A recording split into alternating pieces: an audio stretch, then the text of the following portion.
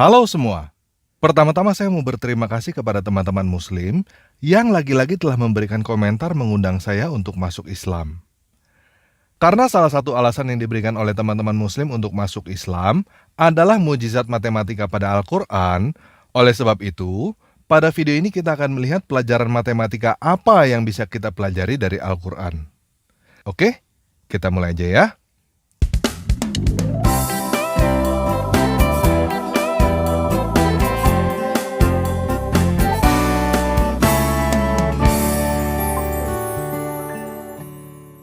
Yuk kita baca dulu Al-Quran surah 4 ayat 11-12. Allah mensyaratkan bagimu tentang dalam kurung pembagian pusaka untuk anak-anakmu, yaitu bagian seorang anak lelaki sama dengan bagian 2 orang anak perempuan. Dan jika anak itu semuanya perempuan, lebih dari 2, maka bagi mereka 2/3 dari harta yang ditinggalkan. Jika anak perempuan itu seorang saja, maka ia memperoleh separuh harta. Dan untuk 2 orang ibu bapak, bagi masing-masingnya 1/6 dari harta yang ditinggalkan jika yang meninggal itu mempunyai anak. Jika orang yang meninggal tidak mempunyai anak, dan ia diwarisi oleh ibu bapaknya dalam kurung saja, maka ibunya mendapat 1/3. Jika yang meninggal itu mempunyai beberapa saudara, maka ibunya mendapat 1/6.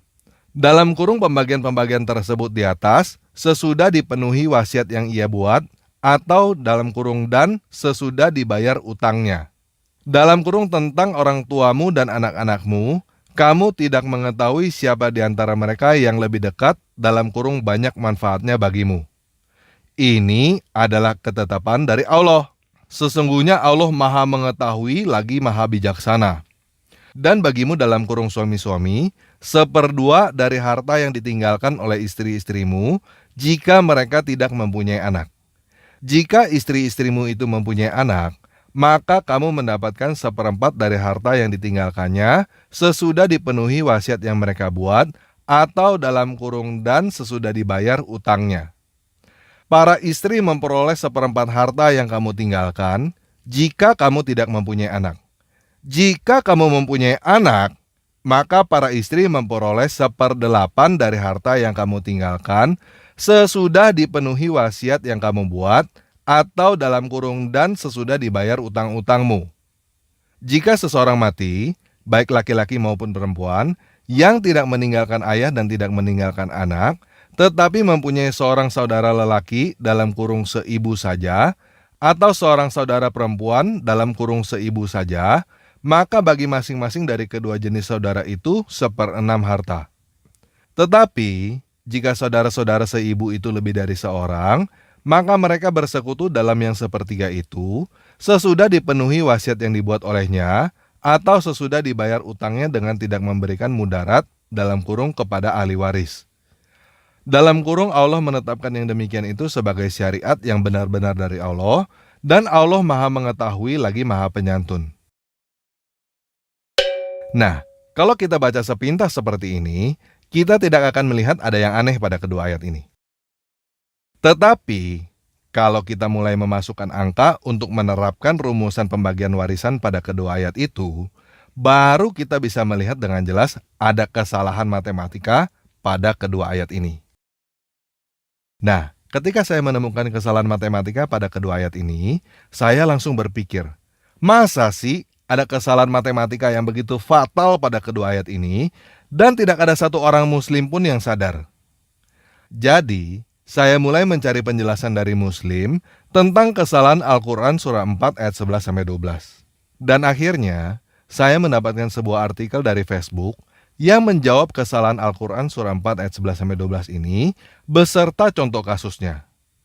Pada artikel itu, selain ada jawaban atas kesalahan Al-Quran surah 4 ayat 11-12, juga ada jawaban atas kesalahan Al-Quran surah 4 ayat 176. Nah, karena artikel ini cukup panjang, ada 5 contoh kasus yang dipertanyakan dan dijawab.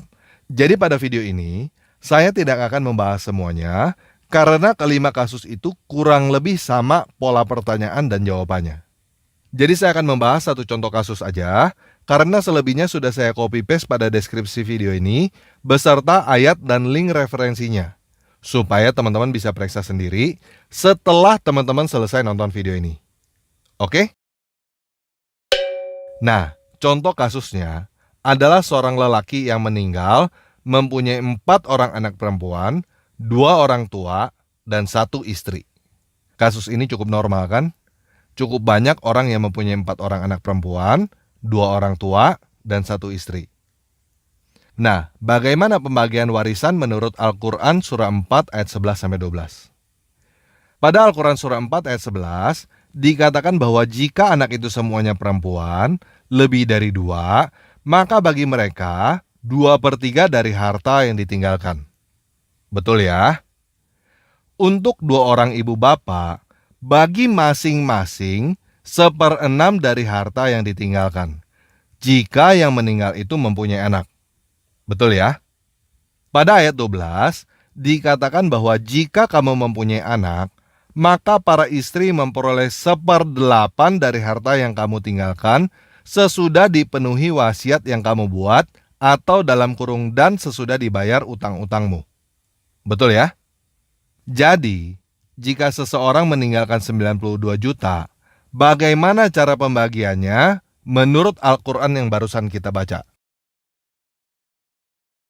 4 orang anak perempuan mendapatkan 2/3 dari 92 juta. Atau sama dengan 61 juta, 333 berempat. Jadi masing-masing mendapatkan 15 juta, 333. Betul ya?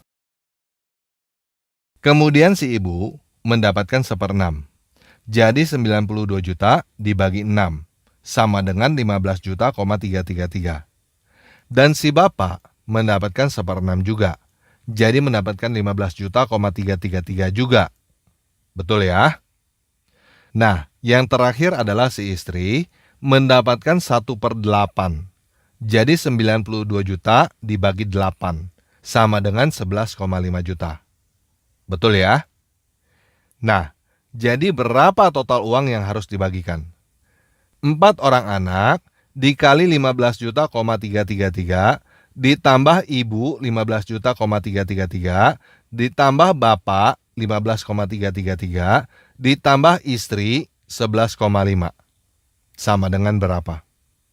103,5 juta. Berapa uang yang diwariskan? 92 juta. Nah, apakah teman-teman sudah bisa melihat kesalahan Al-Quran surah 4 ayat 11-12? Uang warisan 92 juta. Tetapi dengan menggunakan aturan dari Al-Quran, total yang harus dibagikan adalah 103,5 juta. Sampai di sini paham ya masalahnya? Nah, pada artikel ini ada 4 kasus lain yang kurang lebih sama. Kasus kedua, seorang perempuan meninggal, tidak punya anak, punya 1 suami, dan 2 saudara perempuan. Kasus ketiga, seorang perempuan meninggal, tidak punya anak, punya 1 suami, 1 saudara perempuan, dan 1 orang ibu. Kasus keempat, seorang perempuan meninggal, tidak punya anak, punya 1 suami, 2 saudara perempuan, dan 1 ibu. Kasus kelima, seorang lelaki meninggal, tidak punya anak, punya 1 istri, 2 saudara perempuan, dan 1 ibu. Nah, semua contoh kasus yang diberikan tidak sinkron antara uang yang diwariskan dengan uang yang harus dibagi bila mengikuti aturan yang ada di dalam Al-Quran. Paham ya? Nah, bagaimana cara Muslim menjawab kesalahan ini?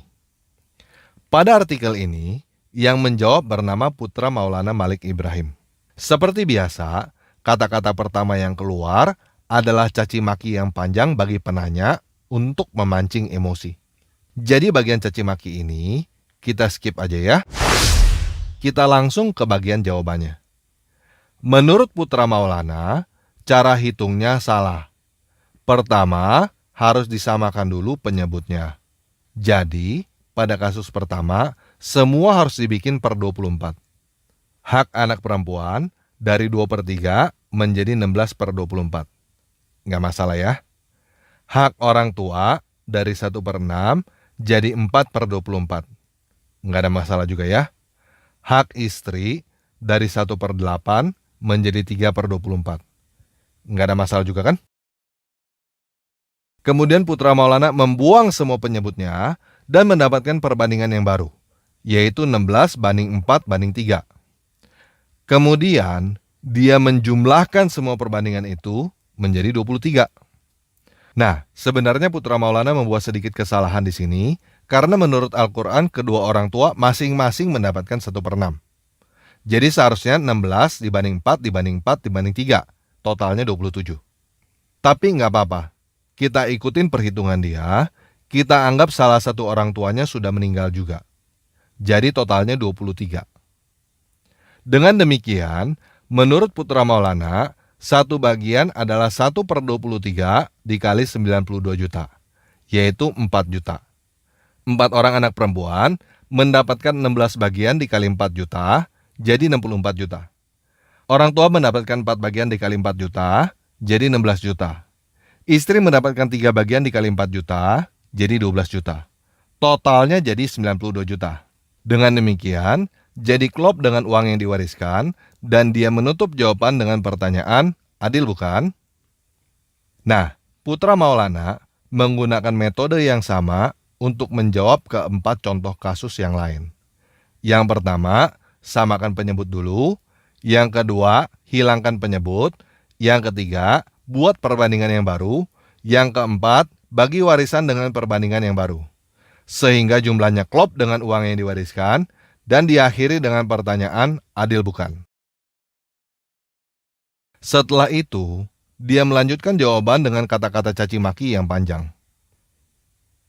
Nah, sampai di sini, saya mau memberikan waktu beberapa detik kepada teman-teman.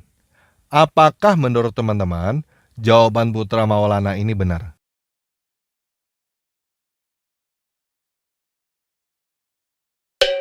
Nah, jadi begini guys. Apa yang dilakukan oleh Putra Maulana ini adalah apa yang disebut dengan pembenaran. Mulai dari caci maki awal sampai caci maki akhir hanyalah upaya untuk membuat apa yang salah terlihat benar. Apakah pembenaran adalah kebenaran? Bukan guys. Pembenaran adalah bukti kesalahan. Untuk menjelaskan hal ini cukup sederhana. Putra Maulana menggunakan caci maki supaya penanya emosi dan tidak kritis. Coba kita buktikan apakah jawaban Putra Maulana sesuai dengan Al-Quran. Kita ambil aja salah satu contohnya. Menurut Al-Quran, si istri seharusnya mendapatkan 1/8. Betul ya? 1/8 itu berapa persen? 12,5%. Menurut jawaban Putra Maulana, si istri mendapatkan 12 juta. 12 juta dari 92 juta itu berapa persen? 13,04%. Jadi, si istri bukan mendapatkan 12,5% seperti yang seharusnya dia dapat menurut Al-Quran. Begitu juga dengan orang tua dan anak-anaknya, tidak mendapatkan persis seperti yang Allah perintahkan di dalam Al-Quran. Apa yang dilakukan oleh Putra Maulana adalah berusaha menutupi kesalahan Al-Quran dengan menambahkan tafsir dia sendiri, yaitu dengan membuat perbandingan baru yang tidak pernah ada di dalam Al-Quran. Dia merasa bahwa apa yang dia lakukan adalah membenarkan Al-Quran. Tetapi apa yang dia lakukan sebenarnya adalah membuktikan bahwa Al-Quran salah, karena dia merevisi Al-Quran. Dengan demikian, dia membuktikan bahwa Al-Quran butuh direvisi, butuh dikoreksi, diedit, diakal-akalin oleh manusia supaya kelihatannya benar. Padahal kebenarannya, kenyataannya, faktanya, Al-Quran salah dalam membuat rumusan matematika warisan. Dan Al-Quran butuh dikoreksi menjadi rumusan baru untuk menutupi kesalahannya itu. Itulah sebabnya teman-teman yang muslim dilarang untuk mencoba memahami Al-Quran tanpa tafsir. Karena tanpa tafsir, kamu akan melihat kesalahan Al-Quran. Dan itulah juga sebabnya Teman-teman yang muslim disuruh buang waktu bertahun-tahun menghafal Al-Quran di dalam bahasa Arab yang teman-teman tidak mengerti. Supaya teman-teman tidak punya waktu untuk mengerti dan mempertanyakan Al-Quran. Setelah buang waktu bertahun-tahun menghafal apa yang teman-teman tidak mengerti, teman-teman akan menjadi marah dan sulit untuk menerima kenyataan bahwa hafalan yang teman-teman bayar dengan waktu sekian lama hanyalah kumpulan kata-kata yang tidak ada gunanya. Dan akhirnya, teman-teman akan melakukan pembenaran seperti yang dilakukan oleh Putra Maulana. Karena kamu sulit untuk menerima kenyataan bahwa apa yang kamu percaya selama ini ternyata adalah kesalahan dan buang-buang waktu. Jadi begini guys, jangan pikirkan waktu yang sudah kamu buang untuk menghafal apa yang kamu tidak mengerti. Pikirkan masa depanmu. Pikirkan sisa waktu hidupmu yang masih kamu punya. Apakah kamu masih mau membuang waktu, mau membuang sisa hidupmu untuk menghafal kesalahan karena kamu tidak mengerti? Untuk apa kamu menghafal urusan Zainab bercerai dengan Zaid lalu menikah dengan Muhammad dalam bahasa Arab? Menurut kamu, apakah kamu akan masuk surga karena kamu hafal urusan Zainab bercerai dengan Zaid lalu menikah dengan Muhammad dalam bahasa Arab? Enggak kan? Kamu tahu gak bahwa Islam adalah satu-satunya agama yang menjamin kamu masuk neraka?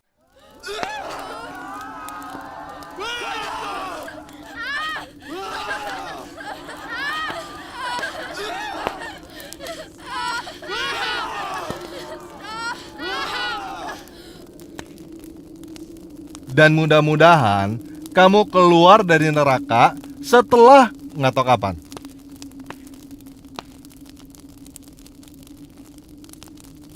Kalau teman-teman nggak percaya, silakan tanya kepada agama lain.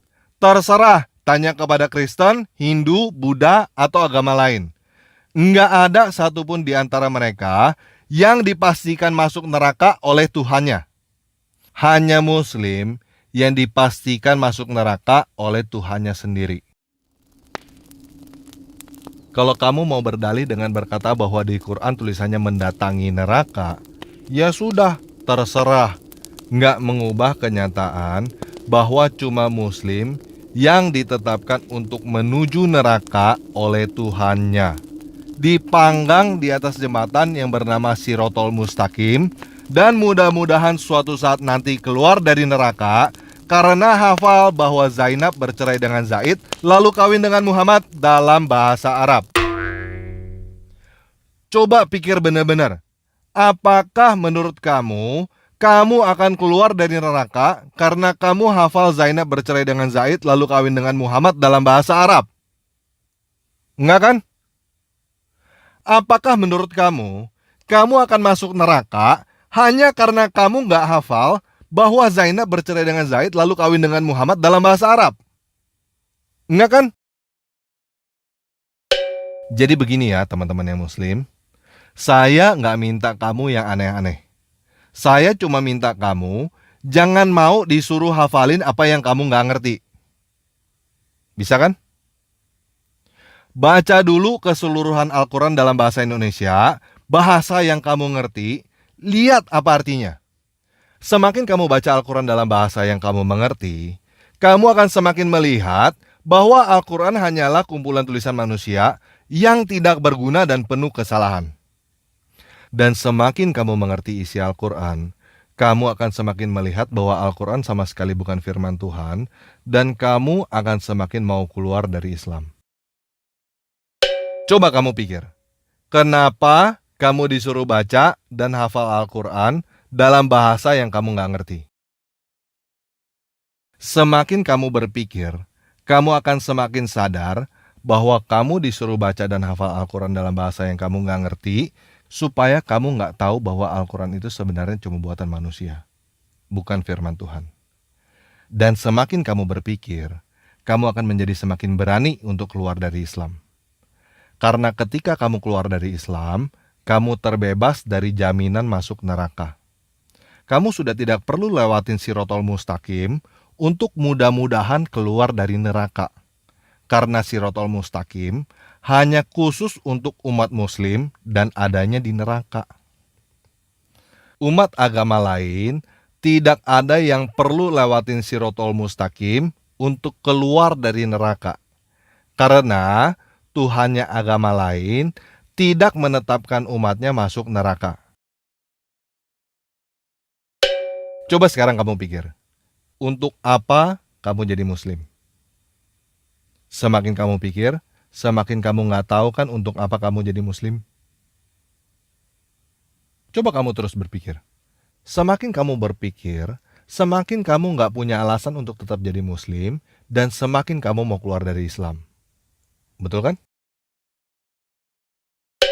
Nah, kalau kamu mau keluar dari Islam, silakan tulis saya keluar dari Islam pada kolom komentar di bawah video ini sekarang ya. Kalau kamu sudah menulis saya keluar dari Islam pada kolom komentar di bawah video ini, maka kamu sudah terbebas dari jaminan masuk neraka dan kamu tidak mau lagi masuk ke Islam apapun yang terjadi. Oke, sekian video kali ini. Yesus Kristus penguasa kita memberkati.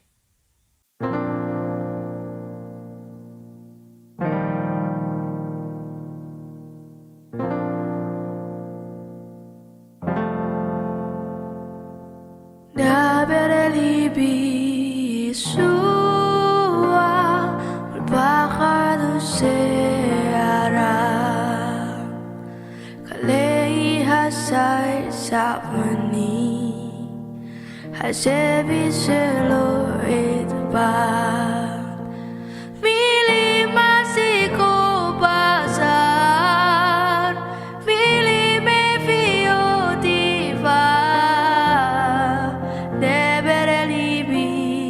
Yeshua tabekir bisalfa berbicaralah Yesusku ku di bawah sayapmu